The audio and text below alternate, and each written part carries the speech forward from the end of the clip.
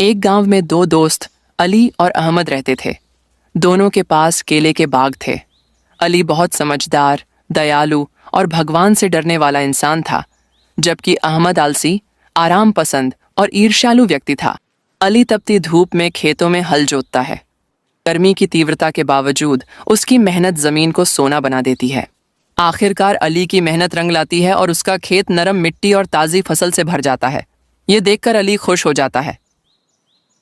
दूसरी तरफ अहमद की सारी फसल खराब हो जाती है, क्योंकि वह सारा दिन आराम से सोता रहता था। अहमद ने जब अली का खेत देखा तो उसे बर्दाश्त नहीं हुआ और उसने अली के खेत में आग लगा दी। अली यह देखकर बहुत रोया, बहुत परेशान हुआ, मगर फिर उसने इसे अल्लाह की रजा समझकर सब्र कर लिया। अली ने एक चमकता हुआ पौधा देखा। वह पास गया तो हैरान रह गया।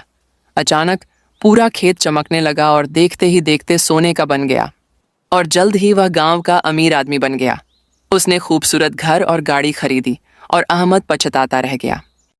इस कहानी से हमें यह सबक मिलता है कि मेहनत का फल हमेशा अच्छा मिलता है और जलन करने वाला हमेशा पछताता है।